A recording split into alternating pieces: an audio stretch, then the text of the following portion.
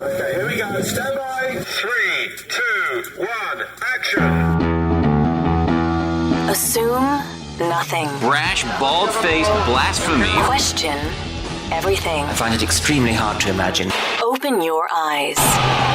It is quite all right to be an atheist. The fastest growing group of people in the country has been measured as being those who have no belief or who are atheists. You don't have to be apologetic or quiet about it. Challenge the opposition. You see religion on 100 fronts losing the argument. And start thinking. This is The Thinking Atheist Worldwide. I'll admit that I'm pretty close to the subject at hand here. Not having kids of my own, but I hadn't really considered doing a whole show on it until I put a feeler out on social media and laying out some broadcast topics and themes for the coming weeks and months, saying, hey, what do you guys want to talk about? And everybody brings their own sort of pet topic to the table, and we take some of those and run with them. And I've got some great shows lined up here in the coming weeks. I'm doing one called Naked Mormonism with a guy named Bryce Blankenagel. That's the name of his podcast. He's an ex-Mormon. We get into Mormon history. And I know this sounds really dry, like Mormon history. It sounds just like, Somonex when you say it that way, but it's not. Bryce is educating people about the tumultuous and bloody and barbaric and just tremendously dark past of the Mormon Church. The stuff that I'm sure the Latter-day Saints would love to just sweep under the rug and leave it there so that it's completely out of sight and nobody knows about it. But while they're busy giving all these accolades to Joseph Smith and Brigham Young, well, there's a reason that Brigham Young is known as Bloody Brigham Young. We're going to get into that here in a show coming up next month. While today's show is about being child-free, we're going to tackle secular parenting again coming up in the month of May with a broadcast called The Earthbound Parent, Raising Kids Without Religion. Resources for people who would like to educate, not indoctrinate their children. I mean, you want your kids atheist by default just because they didn't think about it or because they're just inheriting what you thought or did or believed or didn't believe. But how do you raise thinkers? How do you raise up? How do you rear young children so that they are little thinking machines and can navigate this crazy world using reason instead of faith? Well, that's kind of what we're going to get into. That's coming up in the middle of May. Stuff like that, right? So today's broadcast is about people who, they decided not to have kids. And in many cases, they are informed by a church, the church, religious institutions, families, cultures, scriptures, dogmas, doctrines, whatever, that they're in sin because we're supposed to have children. Or they're feeling these societal expectations about what they should and shouldn't do with their reproductive choices. There's an article at BibleReasons.com. It says, Biblical Reasons to Have Children. I'll just read part of this because I figured I'd start the show by spiraling your day into madness. You ready? BibleReasons.com, Biblical Reasons to Have Children. This was posted in February of this year by Fritz Cherry, which sounds like a stripper name. It is so sad when I hear and read about people not wanting kids. Most of the time, it's for ungodly reasons like pursuing worldly gain. A virtuous woman and a godly man will want to have kids. It is your child who will increase your happiness. Your kids are the ones who will help you when you get older. Always remember that children are the future. They are the ones who will advance God's kingdom and proclaim the gospel of Jesus Christ. There are many reasons why you should have children. Here are 10 of them. I'll just list the 10 quickly.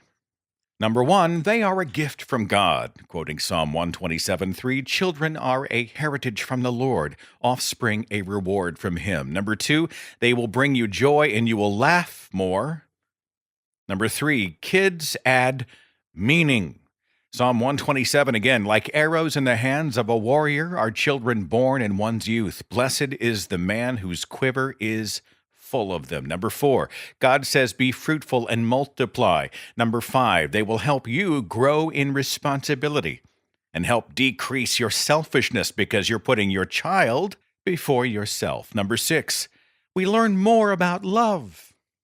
Number 7, God's always working in your life to make you into the image of Christ. Children will help you grow as a Christian. Number 8, kids make you healthier. Proverbs 17:22 says, "A cheerful heart is good medicine, but a crushed spirit dries up the bones." What the hell does that have to do with kids? Number 9, you get to share the faith and become a better evangelist. By being a teacher, you'll also learn more. Meaning, you can brainwash these young charges of yours so that they can go out and be little mini-me's. Number 10, God loves you more than you can love a child. Having a child is a representation of God and His children. Many institutions declare it a sin not to have children. Now, before I go any further into this conversation, I have got to stop, and I've got to say this. I hope that you'll already know this, but I've got to say, this is not an indictment of anybody who has chosen to become a parent. It is not a declaration that we don't love children. In no way is this conversation minimizing the pain and the angst and grief that people have gone through who want desperately to have children and have been informed that they are medically unable, physically unable to do so. We grieve for those people because parenthood for them is a desire of their heart. We're not putting parents and non-parents in little boxes and treating everything in binary terms. This is not a show about whether or not we should have children. This is a broadcast about the often religiously informed attitudes that say that if you don't procreate, you are breaking God's model for humanity, or you're just a selfish bastard. I'll get into my own story a little later on in the broadcast. It's not all that interesting, but I'm a non-parent, and so I can relate to a lot of this stuff. There's a bingo card. You know, like you play the game bingo, there's a bingo card that's floating around online. I saw it. I think it was created by someone on Reddit, and it is called Reddit Child-Free Bingo. And it has many of the responses that child-free individuals hear whenever they tell other people that they simply don't want to be a parent or don't plan to become a mother or father. Stuff like, you don't know true love until you've had a baby. You'll change your mind one day. Who's going to take care of you when you're older? You're being selfish. What are you going to do with your life if you don't have children? Having a child is the greatest joy there is in life. You feel differently when the child is yours. Well, you should have at least one just to see if you like it. What about your biological clock? It's going to stop ticking someday and you'll regret it. But I want grandchildren. Oh, yeah. Oh, they're pressuring me for grandkids. I've got to procreate and commit myself the rest of my life to being a parent. But you're such a good person, you'd make such a good parent. You're young, you don't know what you want yet. You'll never know a child's potential until that child is born. What if your mother and father hadn't wanted children? You wouldn't even exist. This is what's wrong with your generation. All you do is think about yourself. You don't think about other people. You just want to focus inwardly instead of redirecting your energy and your resources and the love that you have to another person. It's just so selfish. Doesn't matter what you want. Children just happen. I don't know how many on the card you would have scratched off by now, but I've heard a bunch of them. Our listeners have been sharing their perspectives. We're going to hear from many of them today. I had an email from someone who asked to remain anonymous. I'll simply go by her initial of her last name, B. B says this: I love my kids with every fiber of my being, but deep down I wish I were child-free. I hate being a parent. I loathe it entirely. I hate it in the good times and I hate it in the bad times. Sure, I enjoy spending time with my children, and I would do anything to ensure their health and happiness, but that doesn't mean that I enjoy being a parent. Children aren't accessories or playthings that those of us responsible for them can have fun with and then put aside when we need to work or sleep or just be alone for 5 freaking minutes. For me and many others like me, children are a deep, dark, black hole of inescapable responsibility.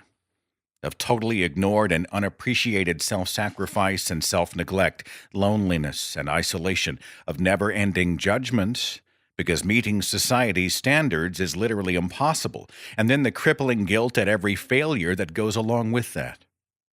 For someone like me, an introvert by nature, coupled with anxiety and a very low threshold for sensory overload, parenting is like Chinese water torture that goes on and on day after day, year after year, with seemingly no end. I often feel like nothing more than a human host. But I put on a smile and present the image that becoming a parent is the best thing that ever happened to me, that I love it because that's what I'm supposed to do. And I would never, ever, ever want my kids to have to bear the emotional burden of knowing how difficult and joyless becoming a parent has really made my life. And I know that I'm far from alone in feeling this way. But it will get easier, they say. Will it? Maybe. But by the time that happens, I will have spent well over a decade of my life dreading waking up in the morning and going through the majority of my days just trying to survive until bedtime. It's a total mindfuck of emotions, feeling love for my children and wanting nothing more than their happiness and well-being, while simultaneously wishing it had never happened in the first place. Mourning the loss of my own freedom and autonomy. How do you even explain that? I often feel something like overwhelming guilt and sorrow when my 9-year-old, who is the sweetest kid in the world, tells me that I really am the best mom in the world, while he has no idea how many times I've stayed up after he went to bed, actually sitting here Googling, why do I hate being a parent? And I wish I never had kids. What is wrong with me? In some way hoping maybe there's a diagnosis or pill that will make me actually enjoy this shit life I got myself into. But the truth is that no, not everyone wants to be a parent, and just having kids anyway doesn't change that fact. Guilt because society has conditioned me into believing that there is indeed something wrong or bad about having these feelings. And sorrow for my children because every child deserves parents who actually want to be parents and enjoy the job. Some people do love parenting. Some have the personality for it. But as I've learned from my many nights of reading through search results and finding forums devoted just to this, many do not. Whether it be reasons of personality or mental health condition or socioeconomic factors, that is all irrelevant. The fact is that many people do not want to have children. And telling them that they'll change their mind once they do is the absolute most damaging and harmful lie out there. I often wonder if I would feel differently about parenting were I not left to do it all on my own, or had I been financially prepared to be a single parent ahead of time, but I just don't think I have the personality for it.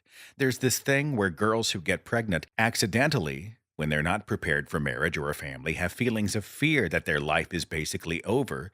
But then society tells them that once the baby is born, they'll be so happy and have no regrets. Everything will be fine.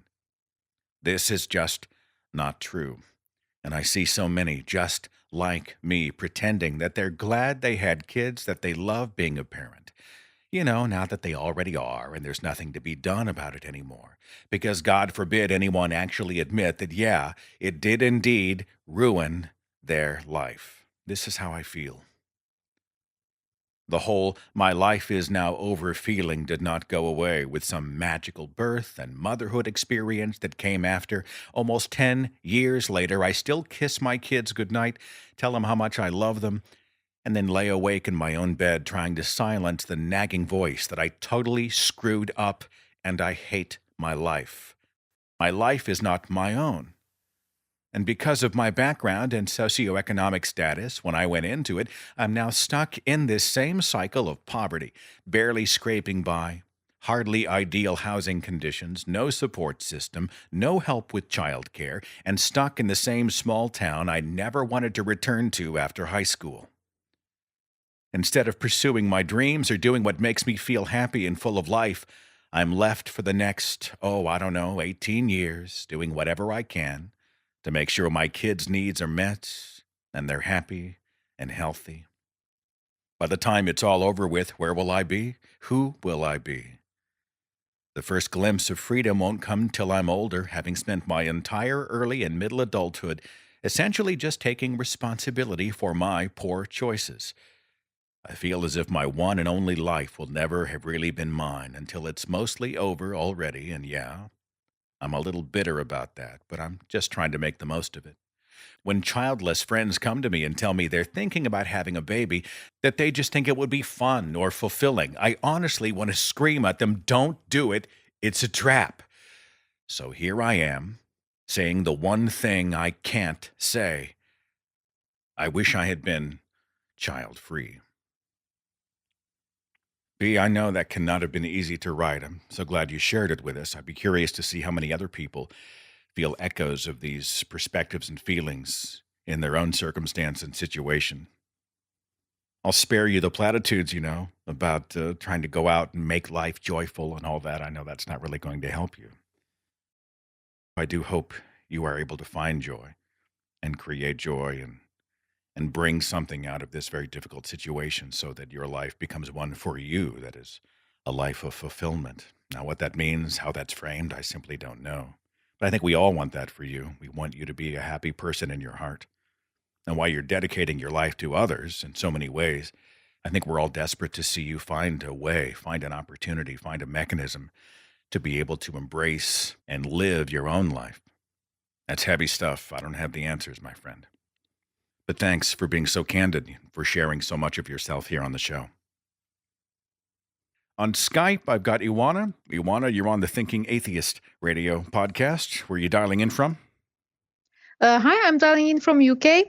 I'm originally from Romania. One of my favorite YouTubers is from Romania, Christina Rad. Yeah, I know her. I found out about her from your podcast, I believe. I just ran into her the other day. She'd started producing videos again after a hiatus, so I guess she's back on the scene. But back to the subject at hand, we're talking about being child-free. Tell me what you think, Ioana. Well, I think it is amazing. I can't believe that not more people are talking about it, and I don't want this to sound strange. But for me, growing up, it never seemed like an option. It wasn't even in my mind. It was always like a constant stress that that's something that it's going to happen. You think many of those messages are fueled by religious impressions or religious perspectives, or do you think it's something else? I don't think it's mainly religion. I think it's just society, and that's basically how we evolved. We need to create more people. But I do think we're at the point now when this is not necessary for everyone.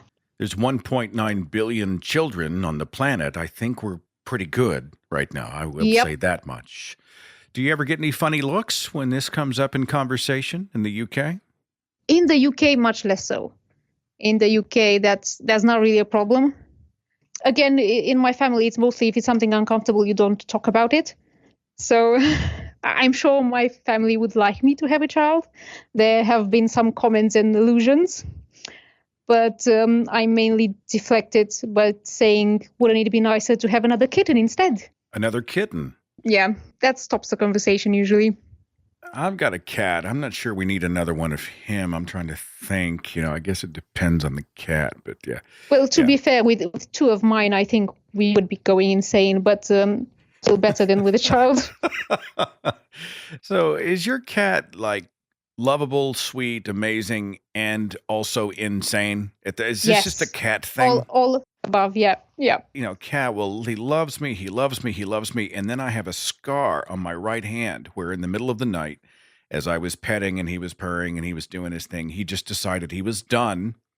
And I don't think he meant to bite me like he bit me, but I have a scar from the animal that I feed and take care of and protect every single day. And I read an article recently that said that if cats were the size of larger animals, like a mountain lion, they would kill us. They would kill their owners. Yeah, you read the article saying that if you die, sometimes cats will eat you. And I'm convinced it would happen.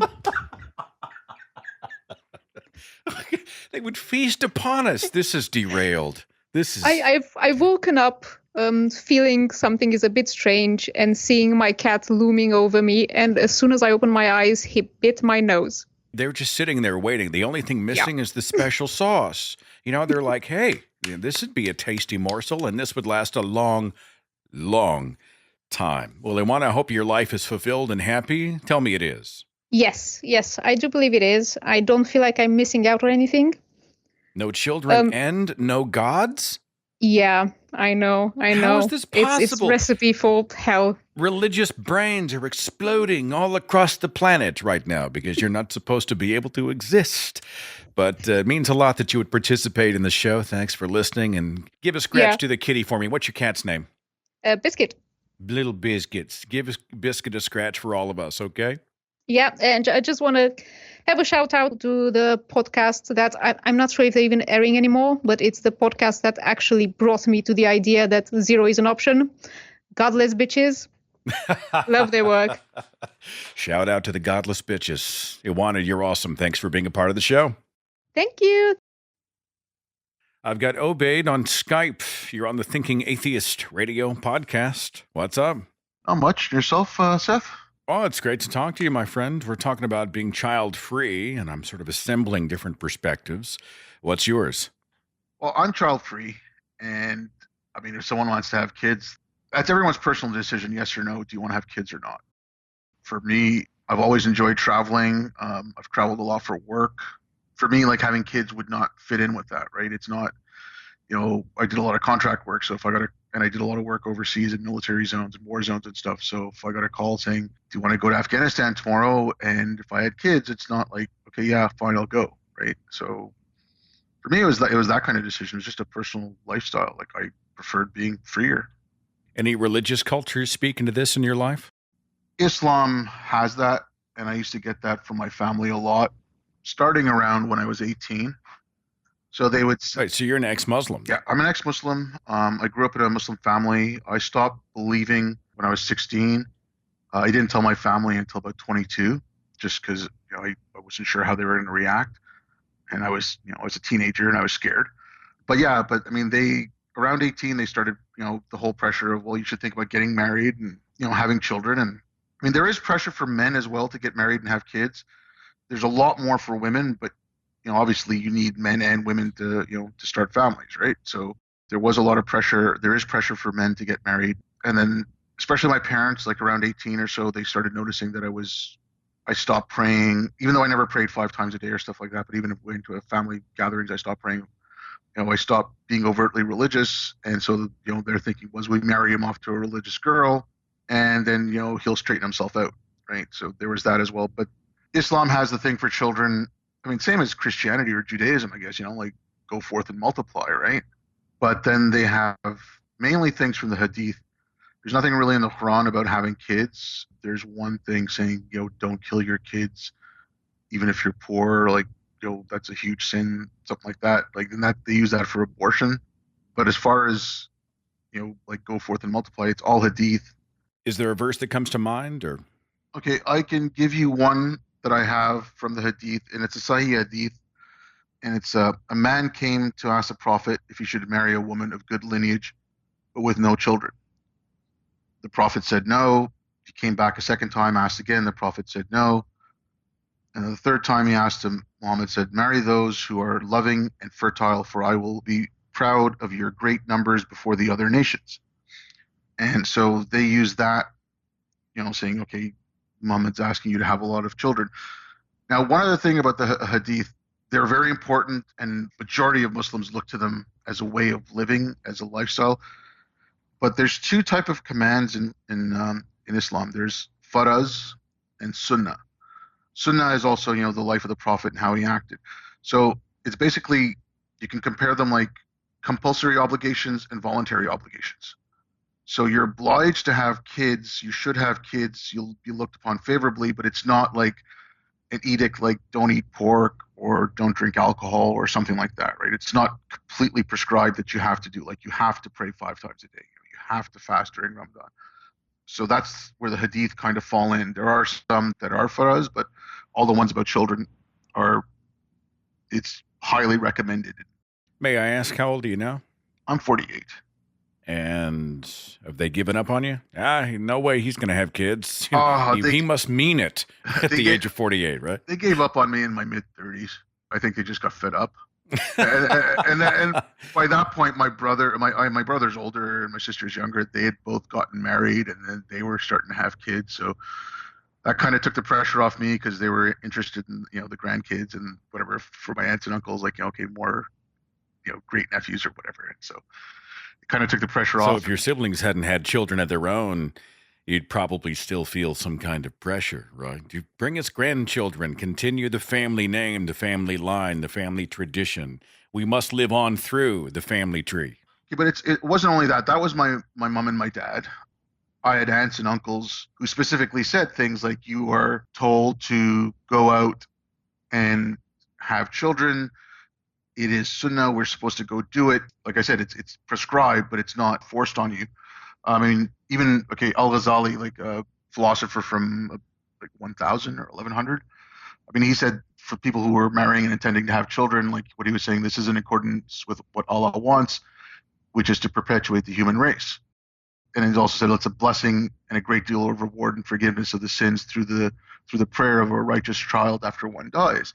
So, I mean, there are some religious aspects why to have kids, but mainly it was to increase the number of Muslims, and spread Islam. So they see that as an obligation as well. So there were some who used that angle, and some, like my parents, were, don't you want to have kids? Who'll look after you when you're older? Because my parents both grew up, my mom grew up in Pakistan, my dad grew up in India, so it's always multi-generational houses. When we were living in India, we were living in my grandfather's house. So it was, our family, then two of my uncles and my aunt, and one of them was married. And so it was all this big, multi-generational house. So that's how they were thinking, like, someone's going to have to look after you when you're older. And so they had that. And, don't you want companionship? Don't you want a more fulfilling life? Like, your life will be empty without children. So there was a lot of things attached to it. You still at peace with your decision? I'm very content in my life. Right now, I'm living up in northern Canada. There are no roads up here. It's all fly in, fly out. And anyone who isn't local from here, so isn't Inuit, and comes from, Montreal or Quebec City or other parts of southern Canada, they'll go back once their kids reach a certain age, because through no fault of anything up here, I mean, there's all kinds of issues why this is, but the school system up here isn't as great as the rest of Canada. And so they usually have to do like a makeup year. So no one really wants that. So if they have an option, they'll leave. So, I mean, if I had kids, again, I couldn't come up here. So I like my life. I have, niece and a nephew. And, whenever I see them, I can spoil them. And, then they can go home with mom and dad. And I don't have to, hear the whining. Well, look, I mean, hey, it's been fun. Yeah. Look at the time. I got, just for, something like that, I got my nephew. It was like a miniature set of drums. It wasn't like a huge, but it was enough to make a lot of noise when he was about. You are evil. You bought your nephew a drum set? No, like I said, okay, it was a miniature drum set. He was about 4 years old, so he could beat around on it. It wasn't like a full size drum set, but it still made noise. No, you're sick. You're a sick, twisted man. We've got Braden is 4 years old. And every time I see a box open and there's something that batteries go, oh shit, it's a fire truck and it's got batteries because there's a siren. I'm always like, shit. And then they leave the toys here because grandma's toys get to be at this house. And so I'm like, well, crap, is there a way to short circuit that sucker? Or can I go through and stick some cotton wads in the horn? Put a little bit of duct tape over the battery leads. At least I don't have Obaid buying him freaking drums when he comes up with stuff. No, he's precious, by the way. But I'm a little bit like you. I think I never really wanted to be a parent. It doesn't mean I don't enjoy children. Usually at the end of the day, my meter gets kind of in the red. Does that make sense for you? Do you hit that point where you're like, love you guys. See you next time. See you tomorrow. Does that happen? Does that make me a bad person, Obed? No. I mean, like I said, it should be a personal choice. I don't see what the big... If I was a believer in karma, Obed, I would say that someday when the nephew grows up, he's going to learn to play the drums for real, and he's going to move inside the apartment directly under yours. If I was a believer in karma, I'm just saying that would happen, my friend. So, thanks for listening. Thanks for being a part of the discussion. Thank you very much. On the switchboard, I've got Alice. Alice, you're on the Thinking Atheist radio podcast. Thanks for being a part of the conversation. Glad to be here, Seth. Kind of a minefield. You're talking about the decision to have children and the implications of having children. And I'd love to get your perspective. What do you think about it all? Well, it comes down to it's really a personal choice. I'm personally someone who is child-free. And at 28 years old, a lot of people look at me like I have two heads. Growing up, I just never had a maternal instinct. And, I always thought it was something you just do just because. But as I got older, I thought it through. And frankly, I couldn't figure out one good reason to have a child. And often I'll hear, people say, oh, you'll change your mind or you're being selfish. But frankly, I've known this ever since I was young. I haven't changed my mind, and people don't ask that of professions, they don't ask you, hey, you're becoming a doctor. That's a big life decision. Are you going to change your mind? Or, hey, you're having a kid. Are you sure about that? You're going to change your mind? Or, being selfish. I would understand how not wanting to bring a kid that you're not going to be able to love as selfish. So I'm really happy with my decision to be child-free, regardless of what other people think. You think some people are secretly jealous? I mean, I know you're guessing, but I've had a few people say, my married friends who had children envy me because I can come and go with more freedom. I'm not as financially bound. I mean, this is a minefield, and I can already see the hate mail, and I don't mean that in a way that disparages people who have children. I'm just saying, do you get the vibe that some people look at your life and the latitude you have and think, man, what if? That's the thing. It's my personal choice to have that life. And, it's up to everyone to make that decision to feel whether or not it's right for them. So I'm sure that there are people who are jealous. And I'll be honest with you, Seth, what I'm about to say is frankly really taboo. And you might get some hate mail for this, but I actually do have female friends who are mothers who have confided in me and told me that they actually regret the decision. And that's really, really taboo to say, to say you regret having your kid. That's the thing. People say, well, you might regret not having one. Well, you could also regret having one. So that's why I always tell people it's a personal decision. I'm not here to sway people one way or another. It's just, for me, it's never been a thing I consider. And if people envy my lifestyle, then maybe you should consider what it takes to have a kid, really, and I feel like a lot of people just don't think it through and just do it. People are telling other people how to frame their family, how to live their lives, how many children to have, if any. I mean, this seems like a huge boundary violation. It definitely is. And, funny enough, the biggest boundaries I've ever had crossed are, believe it or not, my family has pushed, but they've accepted it at this point. But believe it or not, it's been mostly from doctors. So can I tell you a bit about that? Yeah, as much as you'd like. Go ahead. So believe it or not, gynecologists, I don't know what it is, but, then again, they are in the business of, helping you pop one out. When I first started going to a gynecologist, I remember trying to get an IUD in my early 20s. And my first gynecologist actually provided me with misinformation that you can only have them if you've had a child. I've had other gynecologists laugh and brush me off saying that, you'll change your mind when I said I didn't plan to have kids. I've actually had multiple times in a very liberal city I've attempted to get a tubular litigation, but I've been refused a reference by multiple doctors, many of which basically said that since I wasn't married, maybe my future husband might want kids. And, it's nice to know that medically my body belongs to a man I haven't met, or the fact that my current partner somehow doesn't count. I even had one who said that they would only provide me with a reference if I went through a month's worth of therapy first, which it's crazy because no one blinks an eye when you say you want to have kids, but they'll make it utterly impossible if you go out of your way not to have them. Do you think that some don't want the responsibility in case you do change your mind, or you think it's motivated elsewhere? That's definitely a possibility. But, there's actually, there is unfortunately one study that people often misquote that say 20% of women regret sterilization, but they're totally misquoting it. And actually, if you look into the results, generally, women under 30 who've been sterilized without ever having kids, only 6.3% regretted. And then for comparison, women over 30 who get sterilization, only 5.9% end up regretting it. And guess what? If I change my mind, there's this thing called adoption. If I want to be selfless, then heck, why have a kid? There's millions that already exist. Alice, it's interesting. When I was a devout Christian, my parents thought I was going to eventually want children, and they were looking forward to the grandchildren. Now I'm an atheist, and I haven't had the conversation with them, but I really feel like they're kind of like relieved that I'm not going to bring little heathens into the world and surround them with all of this heathenry. I don't know. Have you encountered any of that? And what are your thoughts? A little. I mean, I definitely have very religious parents. And, frankly, in religion, it's ingrained, be fruitful and multiply. So, you hear that very often when you're a child and, you kind of grow up with it. That's part of why life script is the way it is, because there is that religious component that we, in the United States at least, grow up with. So it's frankly unsurprising. But, I'm just glad that being an atheist myself, that I don't have to worry about that. And frankly, I kind of could care less.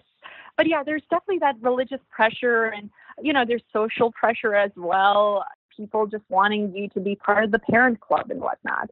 Alice, what would you say to somebody who is feeling guilty? Like, I'm supposed to have the desire and I don't have it. I'm supposed to take this life path, but I don't want it. What would you say to them? Supposed to. Well, at the end of the day, it's don't do what you feel like you're supposed to do. Do what you want to do. Everybody has a different path in life. At the end of the day, do what feels right. Having kids is a big responsibility. It's not one that everybody wants. And guess what? If you don't want it, it's okay. 15% of women nowadays enter into their 40s without ever having kids. So out of 1 in every 10 women at least doesn't have a kid. And that's okay, And if you're a guy who doesn't want kids, that's also okay. And actually, if you're a guy, it's going to be so much easier to get a vasectomy than as a woman it is to get your tubes tied. So at the end of the day, just do what feels right. Don't do what you're supposed to do, because guess what? We're all supposed to do something. Just do what you want to do. You only have one life. Good stuff, Alice. Thanks for participating and being a part of the conversation. Really good stuff. Thank you for having me, Seth. Interesting when Alice had brought up that a lot of doctors, medical professionals, especially when it comes to young women, will not sterilize. I had a listener named Claudia who sent me a Mashable article that was written by Rachel Thompson, published in May of 2016. And it was titled, Dr. No, the Women in Their 20s Being Refused Sterilizations. I'll just read part of the article. It says, when Holly Brockwell first went to doctors 4 years ago, then age 26, asking for a sterilization, she was refused for being too young and told she would one day change her mind. Now 30, Brockwell, who has never wanted children, has finally been sterilized after a 4-year battle. Her struggle to get access to the procedure prompted an outpouring of support as well as scorn on social media, and other women came forward to share their experiences of being refused sterilizations during their 20s. Although Brockwell succeeded in her fight for the procedure, her case, and that of many other women who were also refused, begs the question, why are women in their 20s being refused sterilizations? The first several times I asked, I just got a blanket nope, no discussion, and no flexibility, just no, Brockwell told Mashable. She says the doctors told her she was too young at 26 years of age, despite her boyfriend having been offered a vasectomy at the age of 24. They said I'll change my mind and that I don't have a crystal ball to see what I'll want in the future. That's true, but surely the same goes for people who are having children, she says. Brockwell is not the only woman who's had this type of experience. Christy, 32, first inquired about sterilization when she was in her early 20s. I was told I was too young, and no one would want to take away the possibility of children in case I changed my mind, she said. While I've been angry, I'm really more tired of people not taking me seriously. I'm a grown woman, and yet my autonomy is still in question. Claire has been asking for the procedure on and off since age 18 and has been repeatedly told she's too young to consider it. The doctor at that point said I was far too young to even be considering the procedure as a viable option, which I can sort of understand. But it still felt as though the issue was being completely dismissed, Claire says, of her first attempt at asking for the procedure. She said her doctor said no medical practitioner would consider her for sterilization until she was at least 32 years of age. Short break. When I come back, I'm going to talk to a guy who asserts that it is not just a bad idea to have kids, but it's morally wrong to do so. We'll get his perspective in just a few. Hang on.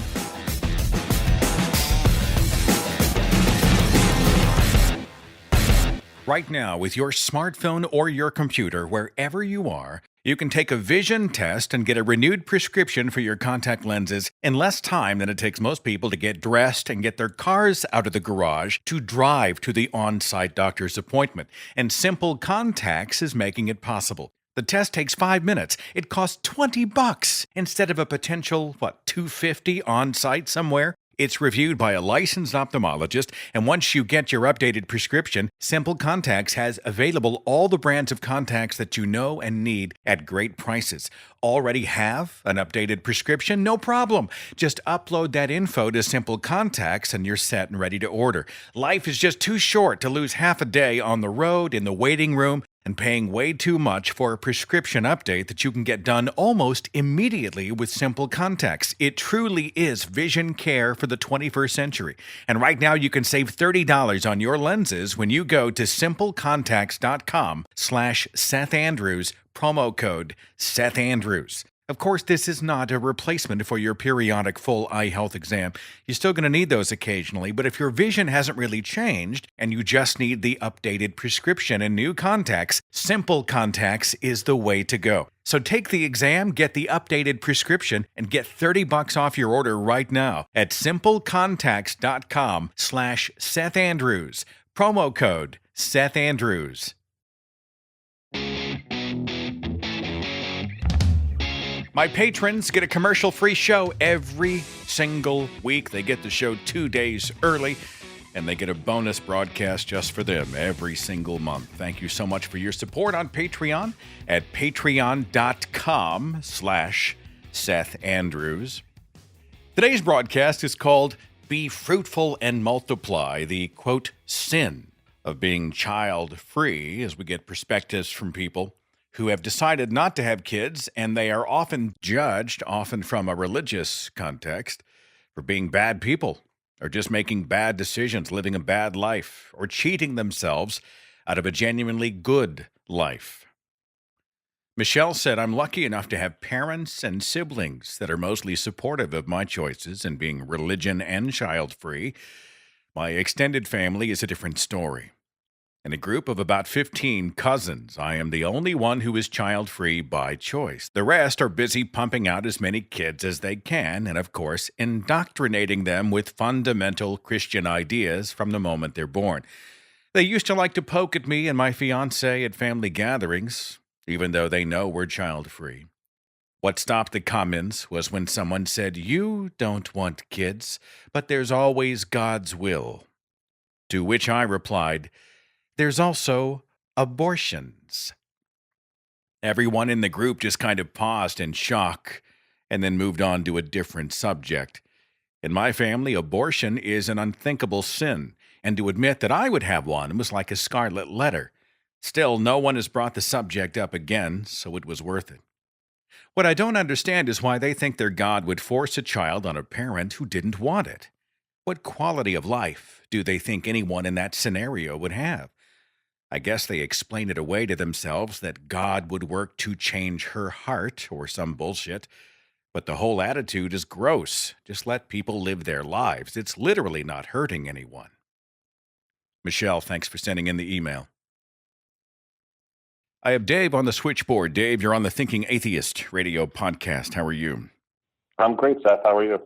I'm well. Thanks for being a part of the conversation as we talk about being child-free. What's your perspective, my friend? Well, to be honest, I'm not child-free at this point. I've come to the realization after many years as a Christian and 4 children later that not only is child-free the preferred state, but also that it is morally wrong to have children. And that is based on a view known as antinatalism. Okay, well, defend antinatalism for me, and the audience. Sure. I'll give you the elevator speech, if you will. The basis of the philosophy is that coming into existence is always a harm. Whether you're a child of a a rich family that's well off or a poor family. Just the fact that you're made basically from selfish reasons to come into existence where you're going to suffer. And whether or not you can foresee or not, you will eventually suffer through pain, diseases, and eventually death.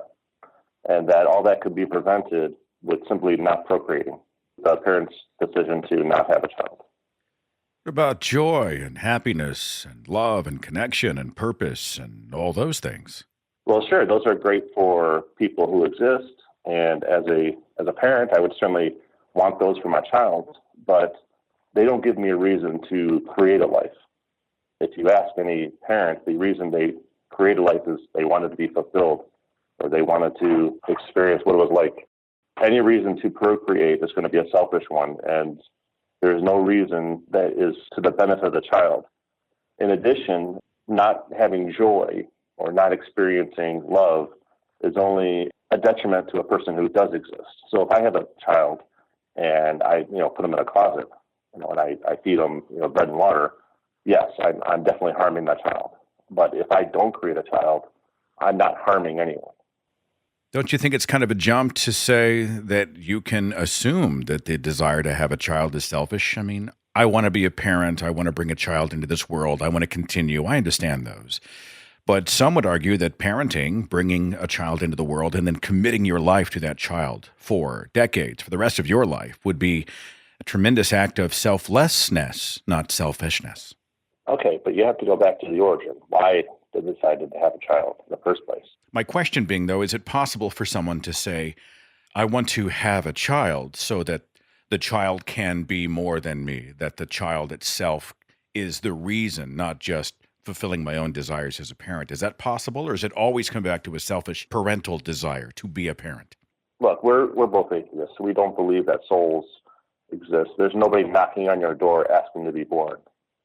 There's nobody waiting around for you to have, a child to be, given a body. So there's nobody being harmed by not having a child. So there can be no benefit to something that doesn't exist.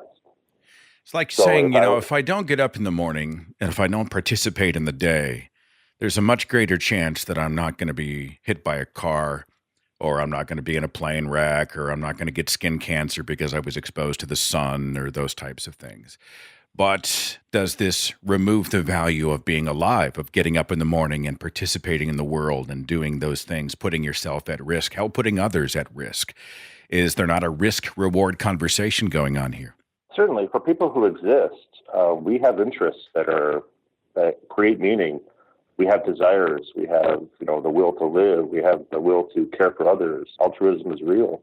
I have no illusions that once you exist, you definitely have value and should be loved. And a lot of times that suffering can create positives, but those are justifications that happen after the fact.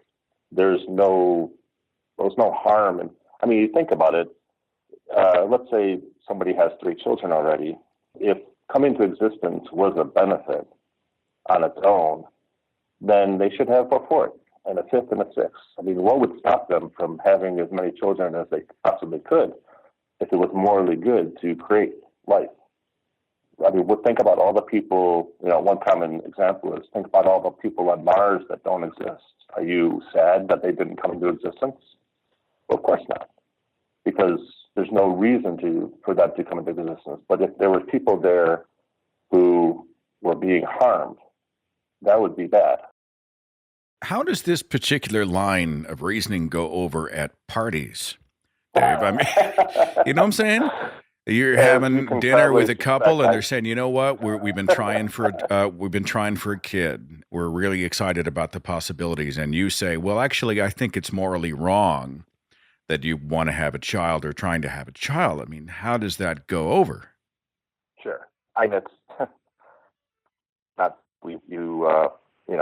you try to force down the throats of others. They're in that situation.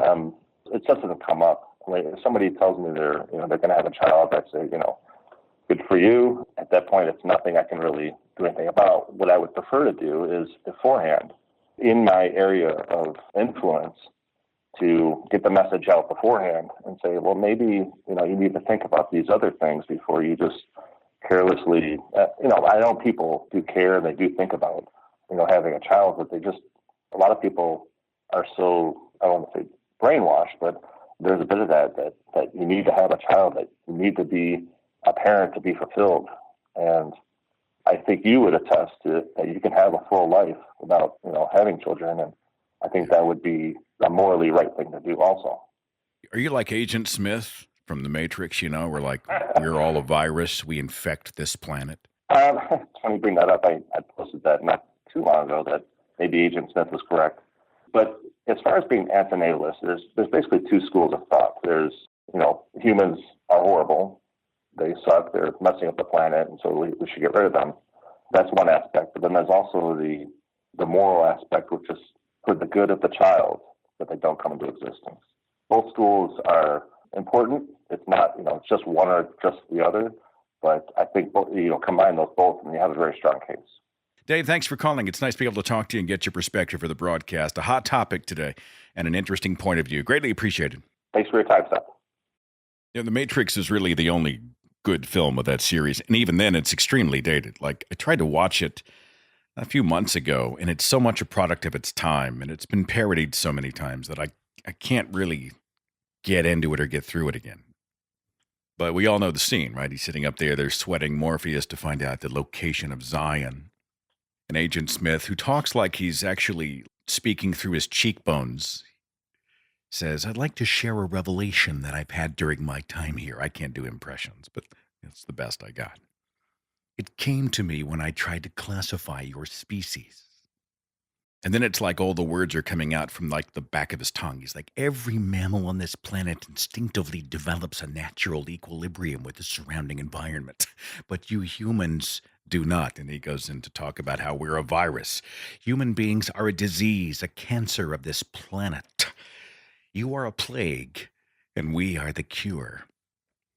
Look up the scene on YouTube, and then ask yourself and your friends, is it immoral to bring a child into the world? I've got Cindy. Cindy, you're on the Thinking Atheist radio podcast. How are you? I'm doing great. Thanks for having me. Got to play my cards up front here. I know Cindy, a longtime listener. We finally got a chance to shake hands, actually big hug, in California last fall. I finally got a chance to meet you. We were doing the Faithless 4 tour out there on the West Coast. So you're practically family, Cindy. Oh, well, thank you. I'm glad you're part of the conversation. You are child-free? Yes. Mm-hmm. Okay. Well, let's talk about that and your perspective on that. You and I are roughly the same age, so, what are you thinking? Well, I observed a lot of other people who were not making a choice to have children and just having them simply because they thought they had to. Everyone around me was, I really think that they were just brainwashed or conditioned or indoctrinated from day one that, be fruitful and multiply. You're supposed to have kids. That's just part of being, not even, I don't know about with guys, but with women, it's something that you're supposed to do because that's the reason that you're there, is that you're supposed to have kids. And I never really had a huge desire to bring another person into the world. I'm not a big fan of babies. I like puppies. I would rather have my Maeve and Danny or your Henry and Rat Dog. Those get me excited. Babies, not so much. And I figured, if I didn't have that overwhelming desire, why would I bring another person into this world unless I was willing to commit to their existence fully? So that was a big thing. I thought, I'm obviously not ready yet because I don't feel that. I don't feel that commitment. And so I just kind of let it go. I just was waiting to see what would happen. And it turned out I didn't meet my husband until we were both 33. And we were together for 16 years dating before we finally decided to get married when we both turned 50. And by then it was kind of too late. Just take your time. Get to know each other. There's no reason to rush. Honestly, I look at myself. We did all the hard work first, and it turned out we have a fantastic relationship, which I believe will really stand the test of time because we really did know each other really well before we got married. So I don't mean to get too personal, but we can, you tell me if you want to talk about this, but more and more people are waiting to get married. Like you and I grew up when Mm-hmm. people were getting married in their early 20s. I certainly did. You're still in some ways getting to know yourself. But now we're seeing that age starting to really get upwards toward 30-ish. Yep. And a lot of raised eyebrows because in some cultures, even here in the United States, if you're not married by a certain age, they start to say, oh, wait a minute, danger, Will Robinson, there must be some broken gear in the machine. Or if you don't jump into a marital union by the age of 25, automatically people start wigging out. Did you catch any of that? Oh, God, all the time. Yeah. In fact, when my husband and I did get married, we created a top 10 list to explain why we finally decided to get married, because they had both given, everybody on both sides of the family had given up on us. They assumed that either he was gay or that there was something wrong with me or, whatever. But, we, in our top 10 list was, he needed dental.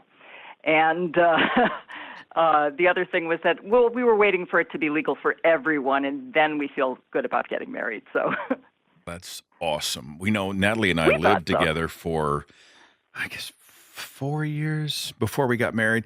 And I mean, it's scandalous. That is the nature of my particular fundamentalist background is unless you've signed that little paper, then you're not really a family. Right, yeah. I mean, and so, I'm like, oh, yeah, we're not married and we live we sleep in the same bed together. Oh, my God, yeah. I know the scandal of it all. It's just, this world's going to hell in a handbasket, and this is how it starts. Cindy. Yeah, I've never understood that either. It makes absolutely no sense to me whatsoever. But if you walk in, you do a ritual, you sign a little piece of paper, and all of a sudden, voila, this sort of magical thing happens, and now you are a legitimate family. So, whatever. Yeah. No, not so much with us. Cindy, you are awesome. Well, I'm looking forward. I'm going to try to get out to the West Coast here in the month of October, and I'm going to be in Los Angeles here with Matt Dillahunty and Cara Santa Maria. That's coming up in the middle of May.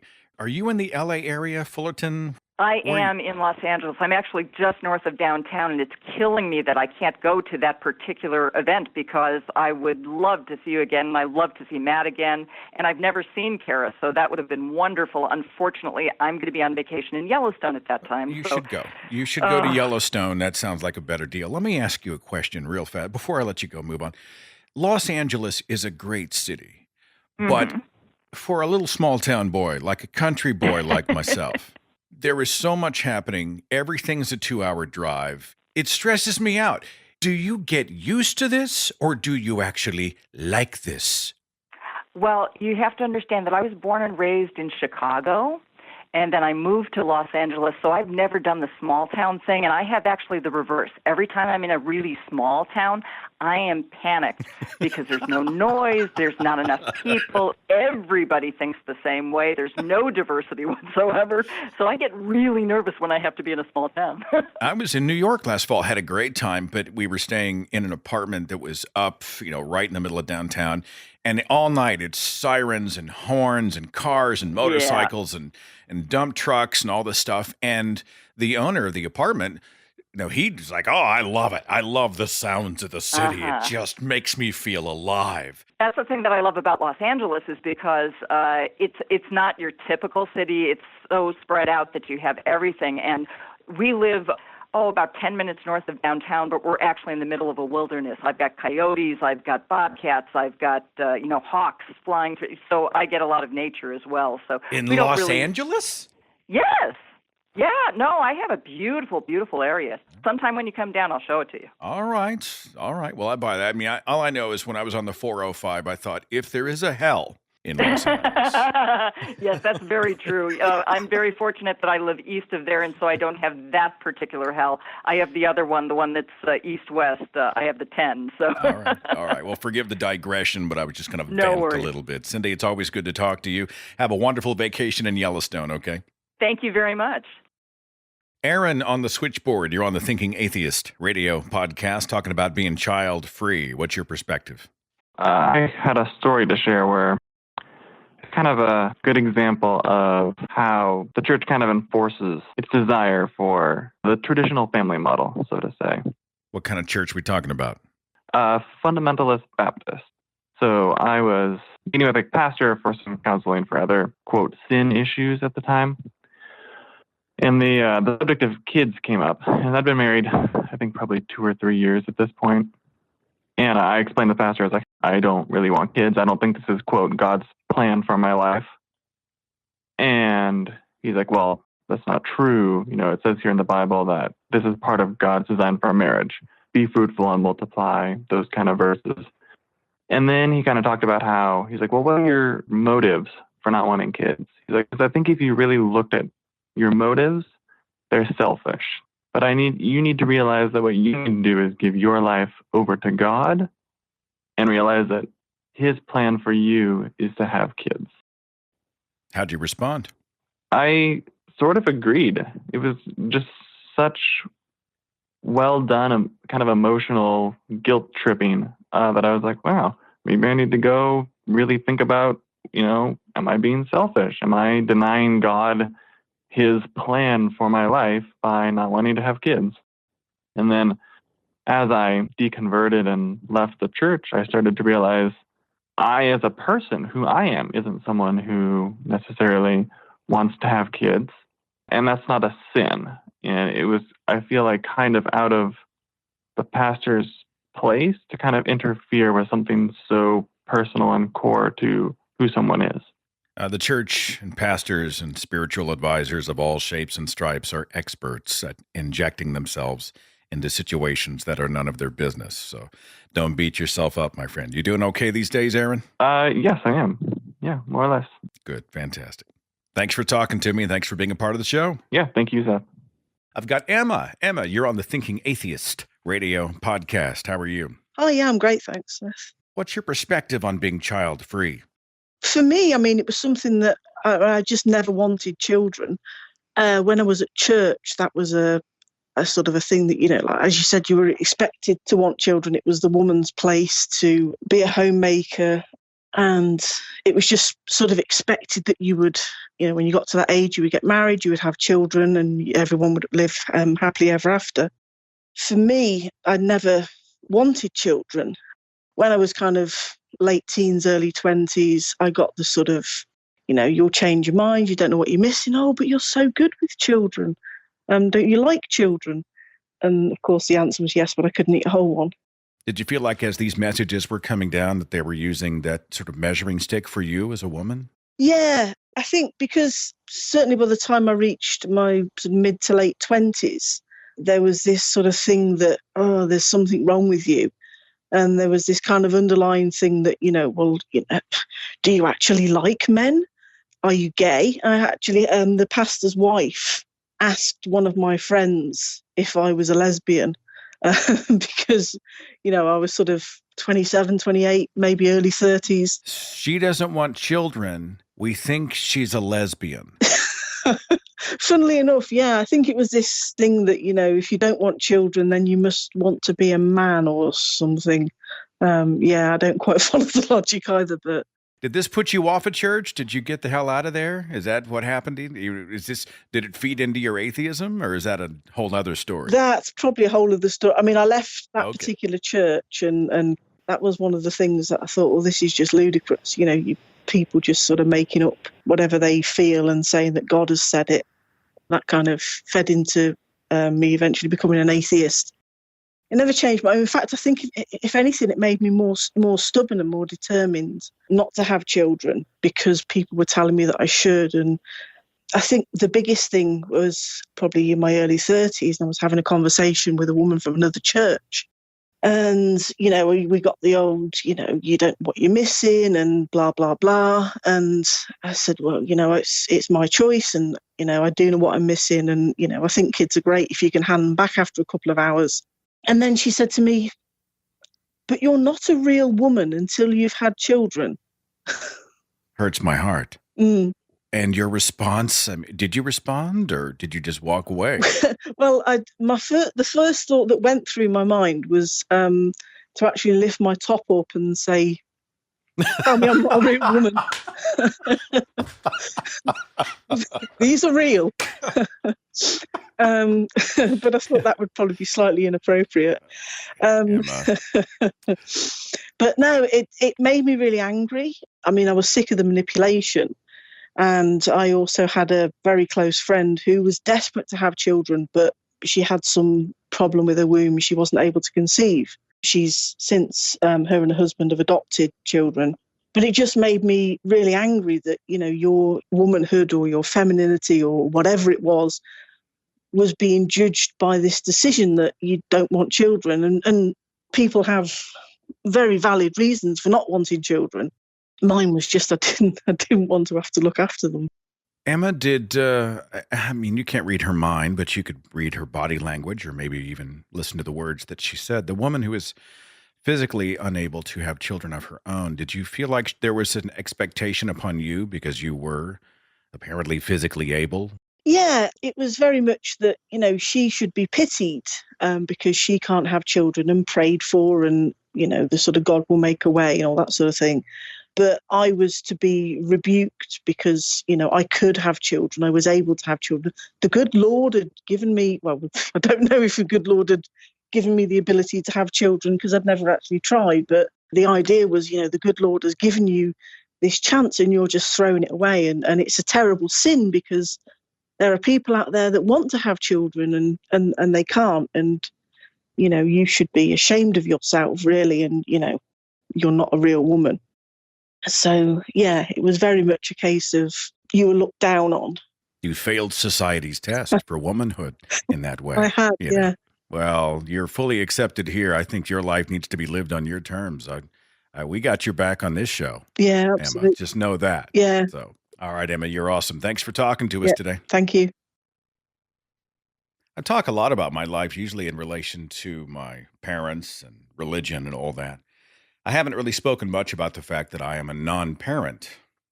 I am child-free, as they say. My first marriage lasted 18 years. We got married young. I mean, young. She was 19, I was 22. We were children. We did not know really anything about anything. And we got married, but we just never had that desire. We just didn't really want kids. And everybody was like, oh, that's going to change. One day you're going to wake up with baby fever and you won't be able to wait to bring a child into this world and commit yourself to parenthood. And of course, they're popping kids out like Pez. I mean, I got enough nieces and nephews, grandkids. My parents have more grandkids and great-grandkids. A family reunion at my house looks like a Saturday afternoon at Chuck E. Cheese Pizza. I mean, there are kids everywhere. So many kids, they send them all like upstairs to go play just so the adults can hang. Part of me thinks that the adults just wanted the break. Hey, look, y'all go play. And then they all go sit up here and they play with toys and video games and do all the stuff they do. And the adults are like, right? Because everybody needs a break. And they kept looking at me like, one day you're going to change your mind. So a year later, after I get married, 3 years later, oh, it'll happen. One day you're going to change your mind and want children. 5 years later, 7 years later. And now the eyebrows start to go up. You don't want kids? No, neither one of us really do. We don't have that desire. We think it would be irresponsible to bring a life into this world without genuinely wanting to be a parent. Don't you think? Wouldn't that be irresponsible? And I never shook the perception, and I could be wrong, but you know people, you know your family, you know behavior. I never shook the perception that they thought, well, they're just being selfish. They are denying to a child the opportunities that they want to embrace for themselves. And in some ways, this has diminished them in our eyes. That's a guess, but it's an educated guess, right? And in some ways, that led into a sense of sort of pity and disappointment in the eyes of other people. Now, again, I'm making an educated guess here. But there's a whole lot of, you'll never know the joys of children. And I totally get it. You know, it's amazing to see your children and the connection that you have as a family and to be able to see them mark all these occasions throughout your childhood and grow into adulthood, and you have that unit that is framed in that way because it's right for you. I think it's amazing. I think it's awesome. I think it's fantastic. I could not be happier for you. I couldn't be happier for you. It's beautiful what you have. What I resist is this notion that because that's not how I frame family in my own life, that somehow I've cheated or diluted the idea of family. A real family has kids. And I can feel that, especially in the church, because the be fruitful and multiply thing is real. I remember someone told me, this was years ago, that they believed that Christians were going to ultimately take dominion over the earth because all of the godless people were going to be aborting all their children. And so the Christians would be able to fill those blanks and procreate themselves into world dominance. This is real. No, I kid you not. Because in their eyes, that's all that liberals do. They just sit around and hug trees and smoke weed and abort fetuses. That's what they do. That's how they feel about the liberals, progressive liberals, secular progressives, whatever they end up calling them. And secular progressives don't understand the idea of family. Well, now, look at my life. As an atheist, my parents, I'm sure, look at me and are relieved. Thank God Seth doesn't have children. Because imagine what it would be like in that evil house. No church services on Sunday, no Christian music, no Bible on the nightstand, no prayers before the meals or at bedtime, no coloring books about the apostles and Jesus and the New Testament, no salvation prayer, no hope of heaven nor fear of hell. How would a child be able to be raised in this environment without the love of God? I can hear them. I can hear the sigh of relief all the way across town. Thank God Seth isn't a parent, because if he had a child, the child would be infected with his godlessness, which is a whole other kind of pathetic condescension.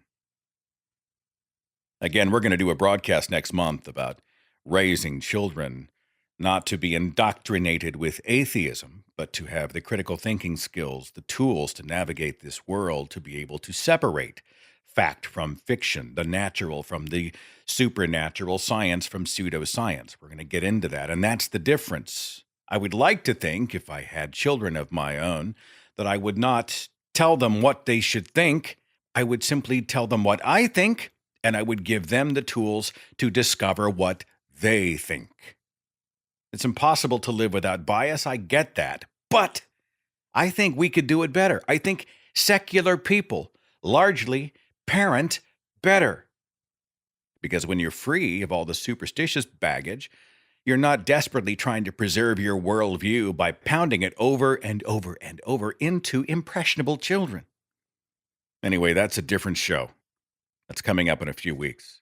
But for those of us who say that, we simply feel it would be irresponsible to bring a child into the world to meet the expectations of other people, and not because it's right for us, because it's simply not how we want to frame the short decades we have on this earth, because we just don't feel it's right for us. It doesn't mean it's not right for you.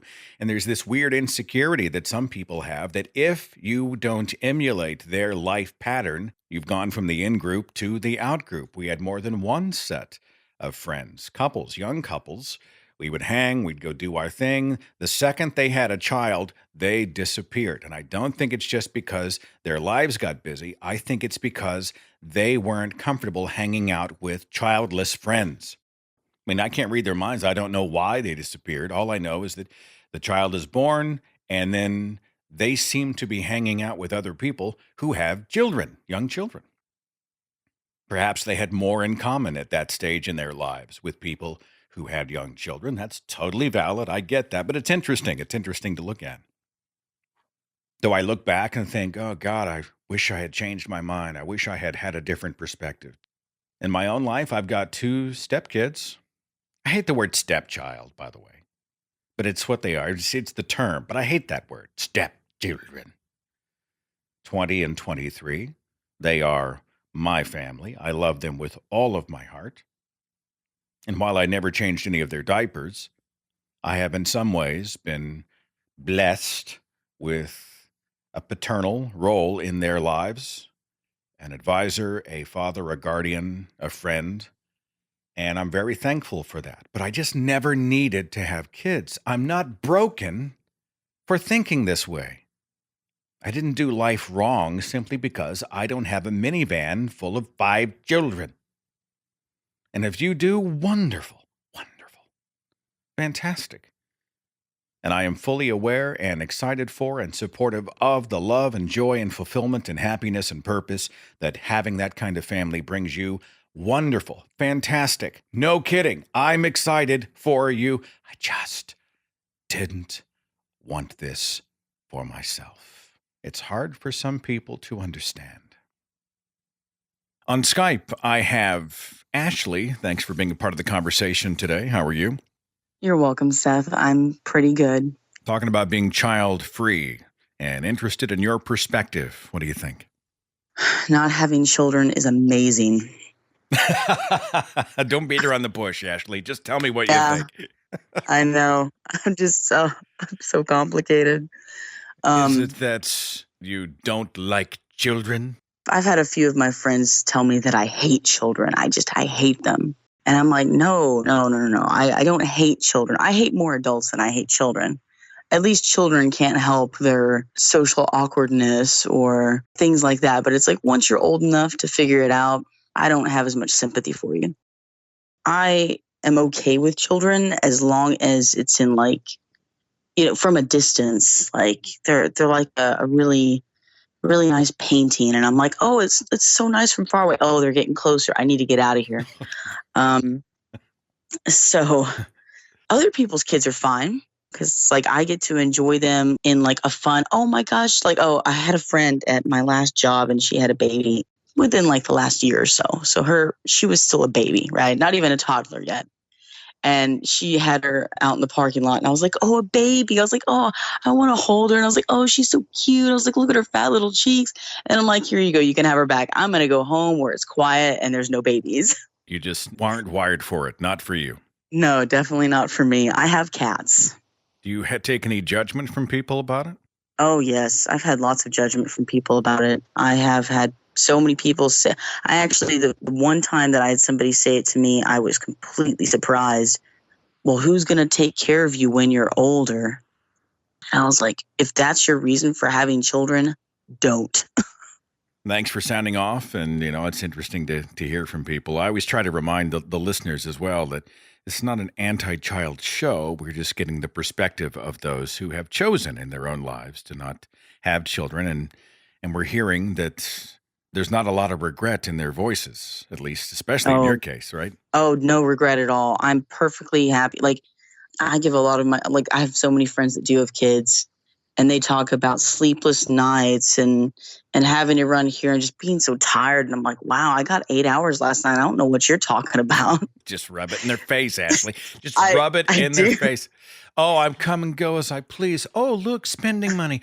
Oh, I like to take an impulsive vacation. Bye-bye. Yeah, that's brutal. I mean, you're just rubbing it in their faces, Ashley. Yeah, I'm like, oh, I can just go wherever I want to, whenever I want to go there. All right. All right. Well, thanks for talking to me, Ashley, and thanks for listening. Have a great one. All right. Thanks. Bye. Yeah, I guess we could sum up the whole broadcast with stop telling other people how to live their lives and be happy and focus on your own. I know, but I still thought it was a compelling and interesting topic with a lot of compelling and interesting conversations. Thanks for listening.